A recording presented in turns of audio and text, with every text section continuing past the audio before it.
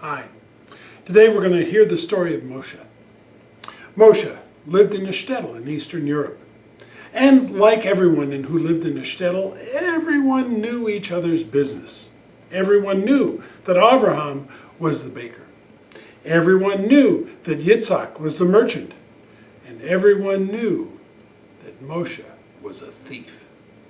Now they couldn't prove it because in fact he was a very good thief. He could steal something from under your nose. And the only proof that he had it was the fact that when he left, you didn't. So he wasn't very well liked in his shtetl because who wants to invite a thief over? Well, no one did really, but he was still so good that he managed to support himself for many, many years. And the town elders, they all said, if we can ever catch him, oh, will we have our way with him? But they could never catch him. Well, time went on, and as happens to all of us, Moshe started to get older. His skills started to get a little rusty. He wasn't quite so fast with his pickpocket. And he knew that before long he would be caught. In fact, so did the town elders, and they had their eyes open. They knew that they would catch Moshe. So, having chutzpah, Moshe went to the town council. And he said, you know, I'm getting old. I think it's time for me to retire. And everyone said that would be a very good thing if you would retire. And Moshe says, I would like the standard support that the shtetl gives to everyone who retires.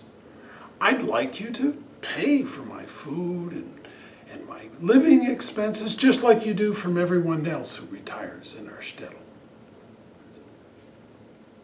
Pay for your retirement? Well, tell us, Moshe, what exactly is your profession?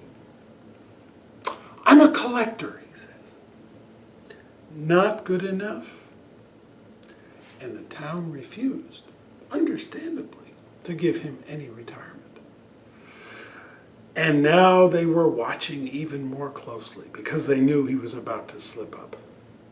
So what could Moshe do? He went and he lived in his house. He had to give up his life of thievery. But how would he support himself? It turns out that Yitzhak, his neighbor, actually kind of liked Moshe. I mean, he didn't like the fact that he stole everything, but as a human being, he wasn't half bad. And so when Yitzhak learned that Moshe was no longer in the business, he would invite him over for dinner, or invite him over for an afternoon to just sit. And so, year after year, Yitzhak took care of Moshe.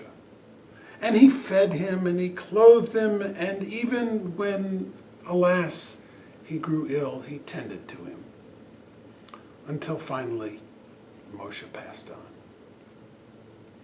Now, as it happens, it wasn't long after that Yitzhak also passed on.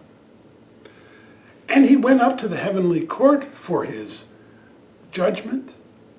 You know, that time when all of your good deeds are weighed against all of those not so good, where you collect and bring all those good things that you did, and the prosecuting angel, the Satan, brings evidence against you.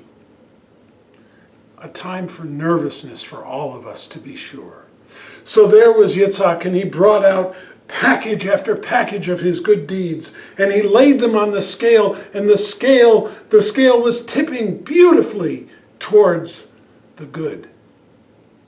But of course, nothing had been placed on the bad side of the scale yet.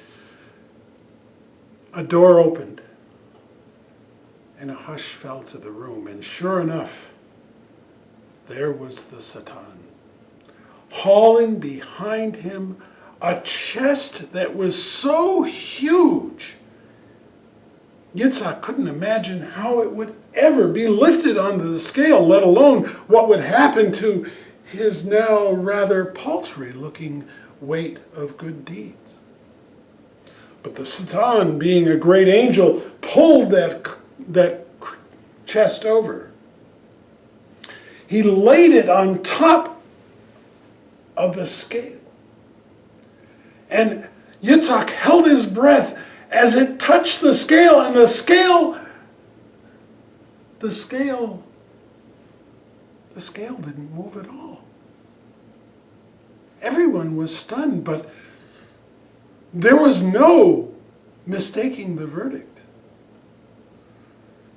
With great gratitude, Yitzhak left, and as he was being ushered into his heavenly reward, he asked one of the angels who was there witnessing the event, he said, "What? Can you tell me what happened? Because I'm not complaining, but shouldn't it have gone the other way?" And the angel said, "You know that friend you made, that Moshe? He stole all your sins." And that's the story of Moshe the thief.